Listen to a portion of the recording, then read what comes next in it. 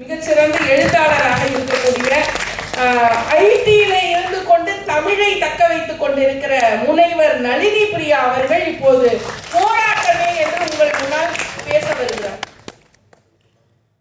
பட்டிமன்றத்தோட தலைப்பு பூந்தோட்டமா போராட்டமா இருக்கலாம், ஆனா பட்டிமன்றமே போராட்டமா இருக்கக்கூடாது. அதை நம்ம பார்த்துக்கணும். கண்டிப்பாக அப்படி இருக்காது. உங்க கையில இருக்கு. 5 நிமிஷத்துல பேசிட்டீங்கன்னா போராட்டமா இருக்காது. தலைப்பு இன்றைய இளைஞர்கள் வாழ்க்கை பூந்தோட்டமா போராட்டமா, எனக்கு அழைக்கப்பட்டிருக்கிற தலைப்பானது போராட்டமே. நான் முதலில் ஒரு பாடலிலிருந்து ஆரம்பிக்கிறேன்.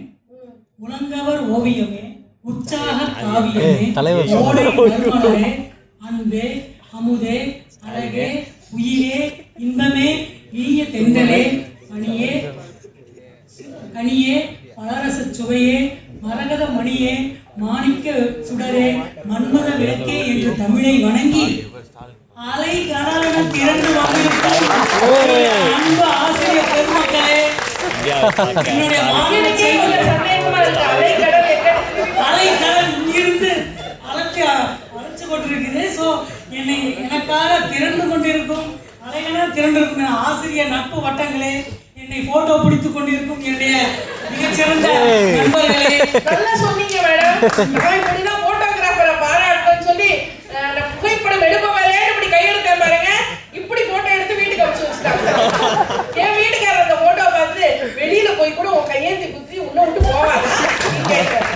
அட்டெண்டன்ஸ்க்காக உயிரை கையில பிடித்துக் கொண்டு ஐயோ மேடம் பேசுகிறார்களே, இல்லை என்றால் நான் என்ன சொல்லியிருந்தேன் என்றால் அட்டெண்டன்ஸ்னா நான் இந்த 1:10க்கு அட்டெண்டன்ஸ் எடுக்கிறப்போ நீங்க மெஜஸ்டோரியத்துல இருக்கிறத பதிவு பண்ணுங்க, இல்லைன்னா உங்களுக்கு அட்டெண்டன்ஸ் கிடையாது என்ற மிரட்டலின் அடிப்படையில் உயிரை கையில பிடித்துக் கொண்டு இருக்கிற என்னுடைய மாணவ செல்வங்களே, என்னுடைய மென்டி செல்வங்களே, நான் எடுக்கும் ஒரு சப்ஜெக்டினுடைய ஸ்டூடெண்ட்ஸ்களே, உங்களை வருக வருக என்று வரவேற்கிறேன். என்ன நினைக்கிறாங்கன்னா மேடம் இங்கேயாவது சப்ஜெக்ட் இல்லாம பேசுங்க மேடம். இங்க சப்ஜெக்ட் நான் பேச போறதில்லை, ஏன்னா நிறைய சப்ஜெக்ட் இங்க ஆயிப்போச்சு. அதாவது சமீபத்தில் எடப்பாடி பழனிசாமி ஸ்டாலின் பண்ற எல்லா நல்ல திட்டங்களையும் சொன்னார். அதே மாதிரி நான் பேச வேண்டிய எல்லா பாயிண்ட்டையும் டெலக்டா மேடமே பேசிட்டாங்க. அப்போ நம்மளுக்கு ரொம்ப சுலபமாக போச்சு. நம்ம நம்மளுடைய பாயிண்ட்டு நம்மளுக்கு ரொம்ப ஸ்ட்ராங்காக இருக்கணும். ஸோ நடுவரம்மா அவர்களே, நான் 3 விதமாக இந்த சூழ்நிலையை நான் பிரிக்கிறேன். ஒன்று நம்முடைய மாணவர்களுடைய வாழ்க்கை போராட்டம் என்பது வீட்டிலிருந்து ஆரம்பிக்கிறது, அதுக்கப்புறம் கல்லூரிக்கு வருகிறது, அதுக்கப்புறம் சமுதாயத்துக்கு வருகிறது. வீட்டிலேருந்து ஆரம்பிக்கிறோம். யாராவது நம்ம ஒழுங்காக ஒரு 6 மணி வரைக்கும் நிம்மதியாக தூங்க முடியுதா? உடனே ஐயோ பஸ்ஸை பிடிக்கணும், காலேஜ் பஸ்ஸை பிடிக்கணும், அடிச்சு பிடிச்சி ஓடி பஸ்ஸை பிடிக்கிறோம். இங்கே வந்துட்டா இங்கே இருக்கிற ஆசிரியர் பெருமக்கள் ரிசர்ச் டிபார்ட்மெண்ட் தவிர எல்லாத்துக்கும் தெரியும், அந்த 8-10க்குள்ள இதயம் வாய்க்கும் நெஞ்சுக்கும் நடுவில் எப்படியெல்லாம் ஓடி ஆடி இருக்குதுன்னு தெரியும். பசங்களுக்கு பிபி அதிகமாக ஆகுது, வாத்தியாரங்களுக்கும் பிபி அதிகமாகுது. 8-11 வந்துருச்சுன்னா என்னாச்சு?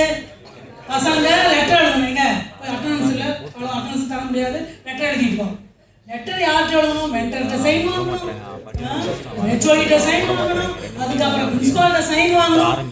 வாழ்க்கை போராட்டமா ஸ்டார்ட் பண்ணுது. ஒவ்வொரு நாளும் போராட்டமா, ஒவ்வொரு நாளும் ஸ்டார்ட் ஆகுறது எப்படி இருக்குதுன்னா அப்படி இருக்குது. அடுத்தது சப்ஜெக்ட் ஒரு சப்ஜெக்டா மேடம் ஃப்ளெக்ஸி லேர்ன் பத்தி சொன்னாங்க. எங்களுடைய கல்லூரி மிகச்சிறந்த கல்லூரி என்பதில் எனக்கு சிறிதளவும் எனக்கு சந்தேகம் இல்லை. ஆனால் ஒரே பையன் ஒரே பொண்ணு, ஆனா 6 சப்ஜெக்ட் 7 சப்ஜெக்ட். ஒரு மனிதன் எத்தனை சப்ஜெக்டையா படிக்க வைப்பாங்க? மனிதனுடைய மூளையே எப்படி வடிவமைக்கப்பட்டிருக்குன்னா வெறும் 5 நிமிஷம் தான், அல்லது மீறி போனா 20 நிமிஷம் தான் அவங்களுடைய அட்டென்ஷன் பவர். ஆனா ஒரு மாணவன் இந்த ஃப்ளெக்ஸி லேர்ன் 7 சப்ஜெக்ட் எடுக்கணும். எப்படி படிக்க முடியும்? முடியவே முடியாது.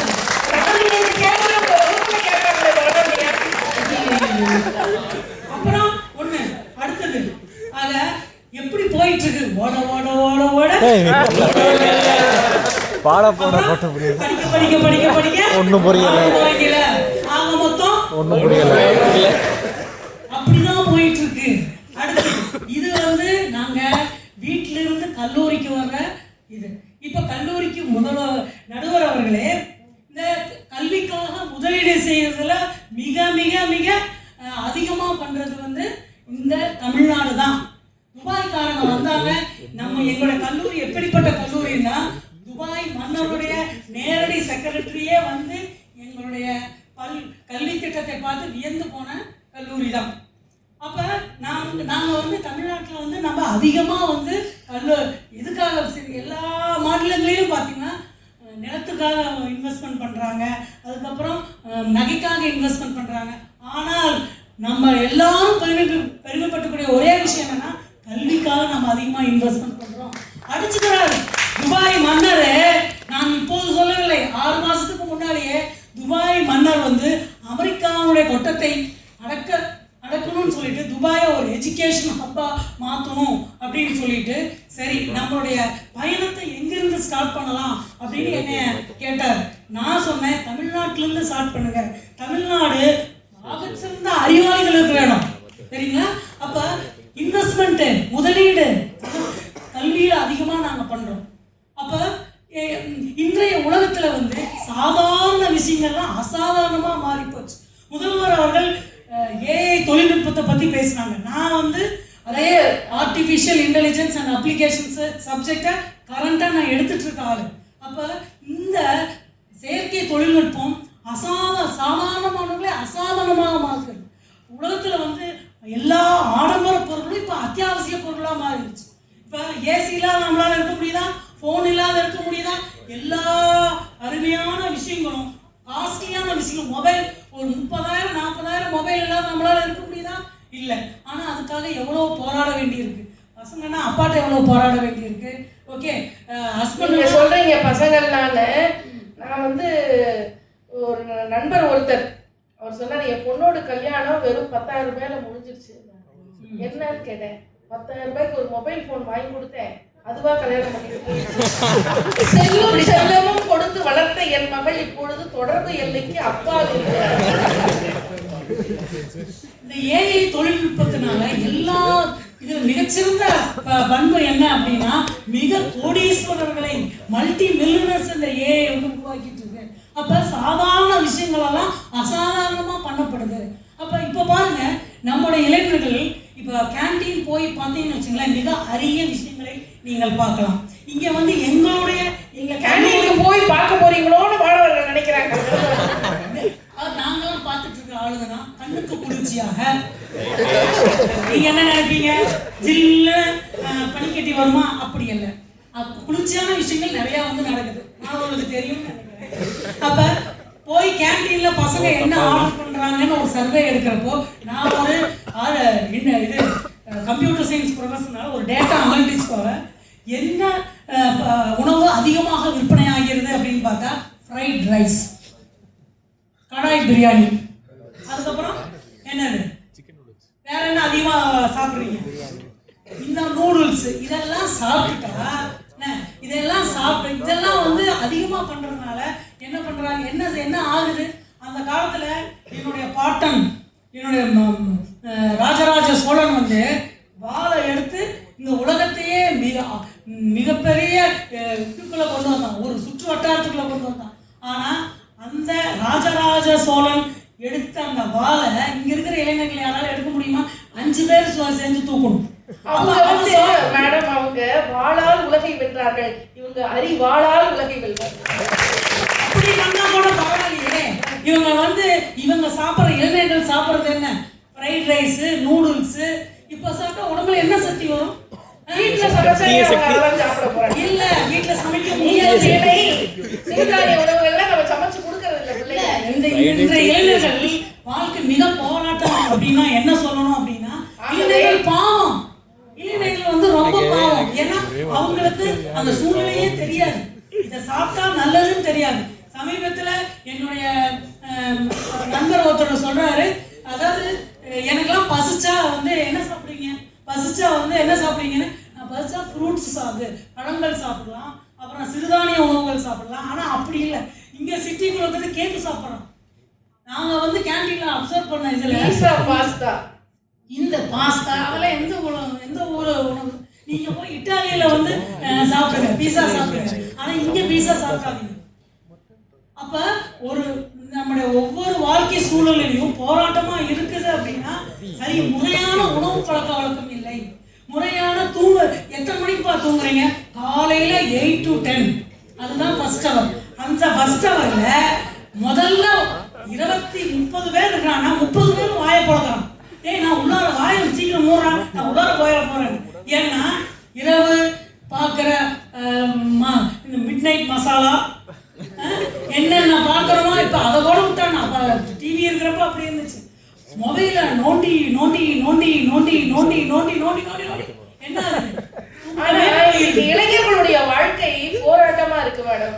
என்னுடைய வகுப்புக்கு வருகிற சில மாணவர்கள் நீங்க சொல்ற ஃபர்ஸ்ட் அவர்ல தூங்குவாங்க. என்னப்பா பண்ற அப்படின்னு சொன்னா, இரவெல்லாம் வேலை பார்த்து பார்ட் டைம்ல படிச்சு அந்த காசுல தான் ஃபீஸ கட்டி எக்ஸாம் எழுதி என்னுடைய வீட்டுல இருக்கிற கடனை நான் அடைக்கிறேன். அவன் போராடி தான் வந்து அதை வந்து பண்றான். அப்ப அந்த காலத்துல சாமியார்கள்லாம் என்ன பண்றாங்க? அமைதியா இருங்க, எதுக்கும் ஆசைப்படாதுங்க, நம்மளுக்கு என்ன கிடைக்குமோ அதுதான் கிடைக்கும் அப்படின்னு சொன்னாங்க. ஆனா இப்ப இருக்கிற சாமியார்லாம் என்ன சொல்றான்? அத்தனைக்கும் ஆசைப்படும், அத்தனைக்கும் ஆசைப்படும், அத்தனைக்கும் ஆசைப்படும். சாமியார் பேசுறான், சம்சாரி பேசல. அப்ப இந்த மாதிரியான சூழ்நிலையில இளைஞருக்கு எப்படி வந்து ஒரு வாழ்க்கை போராட்டமே தான் அமையும். அடுத்தது அந்த இளைஞன் வந்து குடும்ப சூழ்நிலையில வந்து அப்புறம் வந்து நம்மளுடைய கல்வி சூழ்நிலையில சமுதாயத்துக்கு வர்றான். சமுதாயத்துக்கு வர்றப்போ என்ன பண்ண? நல்லதை பேசு, நல்லா பேசுங்க, நல்லதையே பேசுங்க. அந்த மாதிரி ப்ரோக்ராம்லாம் பேசுங்க பேசுங்க பேசுங்க. எப்படி பேச முடியும்? எல்கேஜியில இருந்து கீப் குவைட், யாரும் பேசக்கூடாது, ஷட் அப், யாரும் பேசக்கூடாது, பேசுனியா வெளியே போ, பேசுனியா வெளியே போ, அப்படித்தானே சொல்லி வளர்க்குறோம். அப்ப ஒரு பேச்சு அப்படிங்கிறது சித்திரமும் கைப்பழக்கம், செந்தமிழும் நாப்பழக்கம், இது ஔவையாருடைய மொழி. ஆனா நம்ம அப்படியே வளர்த்துறோம். நம்மளுக்கு வந்து பணம் சம்பாதிக்கணும், பணம் சம்பாதிக்கணும், பணம் சம்பாதிக்கணும், பணம் சம்பாதிக்கிறது தான் அறிவாளி. அறம் இல்லாத வாழ்க்கை நம்முடைய ஔவையாருடைய குடிச்சிடறேன். மைக்கேலும் அதாவது 1000 பேரை கொன்றனா அரை வைத்தியம்னு சொன்னாங்க. இப்போ மொத்த வைத்தியங்களும் வந்து ஒரு இடத்துல வச்சு பழமொழியை தவறா சொல்லிட்டாங்க. 1000 பேரை கொன்றவன் இல்ல, 1000 பேரை கொன்றவன் அரை வைத்தியன். அவ்வளவு ஆராய்ச்சி பண்ணி அதை கொண்டு வந்து இந்த மருத்துவம் பார்த்தாங்கன்னு சொல்றது. மறுபடியும் 1000 பேரை கொன்றவன் ஆக்கிட்டாங்க. சமுதாயத்துல வந்து இந்த நம்ம படிக்கிற படிப்பு வேற, இந்த சமுதாயம் நமக்கு சொல்லி தருது வேற. குணம் நாடி குற்றமும் நாடி அவற்றுள் மிகை நாடி மிக்க புலன் அப்படிங்கிற திருக்குறள். நீ ஒரு ஃப்ரெண்ட்கிட்ட பழகணுமா, எப்படி வந்து நீ அவனை தேர்ந்தெடுக்கணும்? அவன் குணத்தை பாரு, குணம் நாடி குற்றமும் நாடி. அவன் கோவப்படுறானா அதை பாரு, தம்பி வெளியே போறதுன்னு அனுமதி இல்லப்பா, நான் பேசுறப்போ உட்காருப்பாங்க, இல்லைன்னா வந்து அட்டெண்டன்ஸ் நோட் பண்ணிட்டேன் பார்த்துட்டா. அதுக்குதான் 5 நிமிஷம் ரெண்டாவது ஆகவே தான் ஆயிருக்கு, மூணாவதாகவே நான்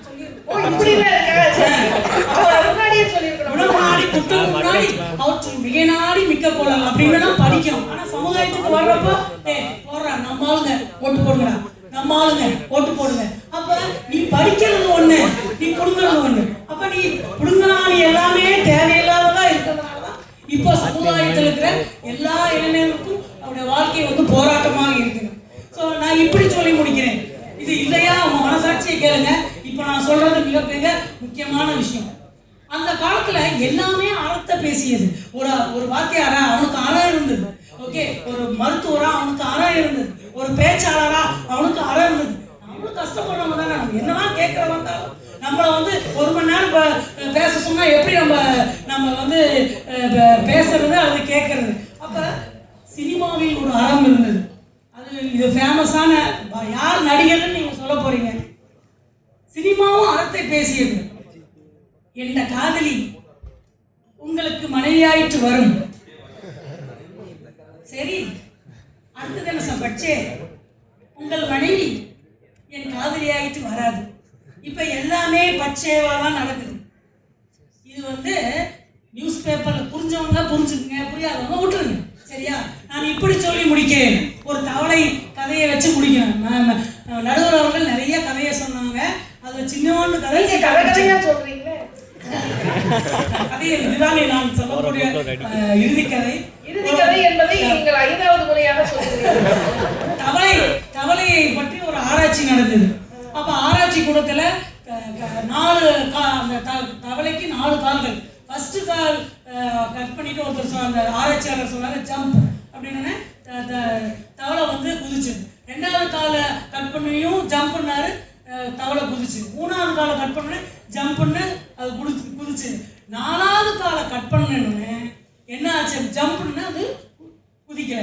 ஸோ இந்த பிஹெச்டி முடிச்சுட்டு இருக்கிறவங்க, இந்த ரிசர்ச் இருக்கிற ஆளுங்கெல்லாம் கொஞ்சம் கவனிக்க, அது ப்ராஜெக்ட் பண்ணுற மினி ப்ராஜெக்ட் பண்ணுற பசங்களாம் கொஞ்சம் கவனிக்க. நீங்கள் வந்து என்ன ஆராய்ச்சி பண்ணுறீங்க, இந்த ஆராய்ச்சி பண்ணிட்டு இருக்கீங்க. அப்போ ஃபைனலாக அவர் எப்படி எழுதுறாருன்னா, 4 காலையும் கட் பண்ணிட்டா தவளைக்கு காது கேட்காது அப்படின்னு சொல்லிட்டு எழுதுறாங்க. ஸோ உண்மை என்பது வேறு, சரிங்களா? எனவே காலையில் எந்திரிச்சதுலேருந்து ராத்திரி படுக்க போகிற வரைக்கும் ஒரே போராட்டம், ஒரே குஷ்டமப்பா, ஒரே கஷ்டமப்பா என்று கூறி வாய்ப்பளித்த அனைத்து நல்ல